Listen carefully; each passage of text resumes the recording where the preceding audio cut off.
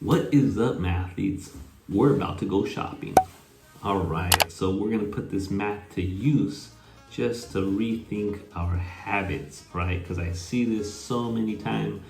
So many of my mathletes, they go out there, they get their awesome job, they finish up school, and the first thing they do is they forget all their math and they put themselves in debt. So let's look at some things, right? Because we want to rethink, right? Just like we did in the classroom, we want to use our math to rethink things.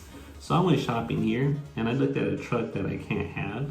I can have it, right? But there's no need for it, right? I would like it, sure, but do I need it? That's another thing you always have to ask yourself. So I built myself a nice little toy, and I don't know too much about cars. As long as it gets me from point A to B, we're good. So I built a truck here, and so our net price before tax is 66,000 with some change. So what we're gonna do is we're gonna go to our calculator here, our auto loan calculator, and I'm gonna just type in a number that's close, a little under that. All right. So we'll say $66,000 and a dollar. Because I'm gonna say we're gonna put down $1 as a down payment, because some companies, they'll let you come in with zero down. You've seen those commercials, and nowadays, right? They throw in that 84 months or longer than the traditional 5 years, right?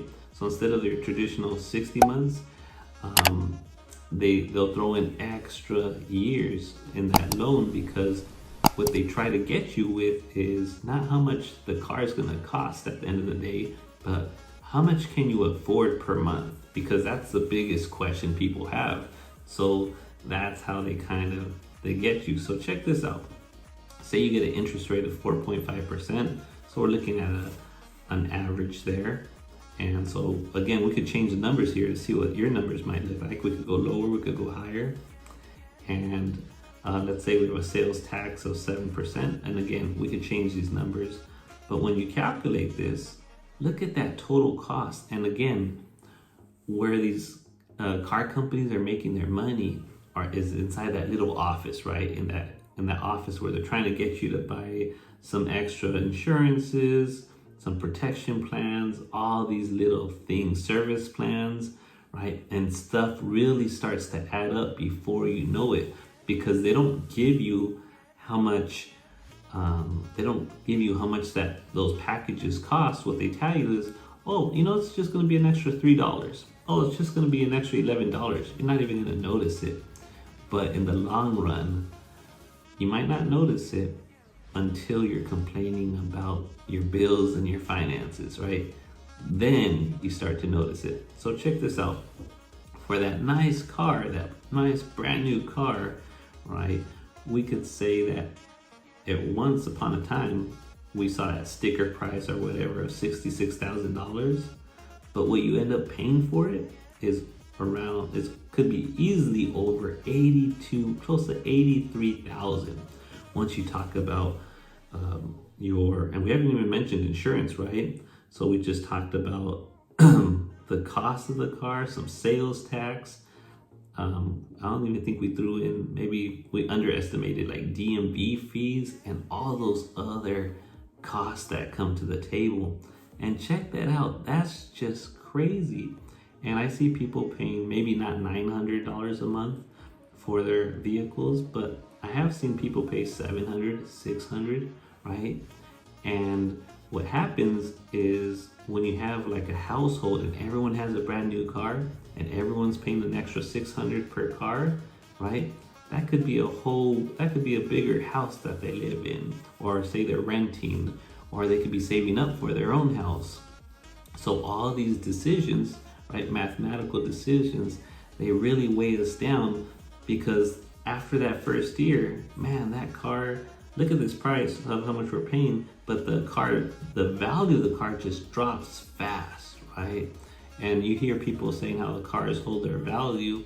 Yeah, maybe relative to other cars, but it's depreciating, right? It's not an asset. It's something that's losing money, but as it's losing its value, you keep paying more and more. And mathematically, it just doesn't make sense unless it's maybe a vehicle that's helping you, making you some money, right?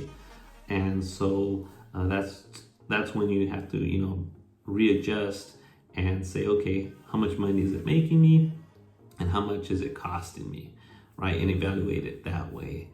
And so I want you to think about this, because if you took that same amount of money, right, and you started to invest it, right, then that negative that we're looking at could turn into a big positive, and it starts to change things. So this is just something out of the ordinary type of video that I do, because I want people to kind of reanalyze things. Because, if you really needed a vehicle, why not that $5,000 vehicle? Because again, say something were to happen, it gets hit, or I see people with nice cars are always kind of worrying about it. And I'm not saying just go out and get, say, a $5,000 car. For me, I would be happy with that as long as it works and it gets me from point A to B and it's safe.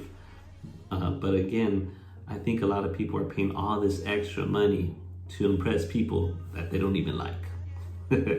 So just my point of view, mathletes. I hope you're having a great day. I thought I would make a different type of video showing some different type of math. All right, mathletes, we'll see you next time. Peace. All right, mathletes, thanks for watching. And again, if you like this video, we have some other videos that we think you might enjoy. Thanks for watching, and we'll see you guys next time.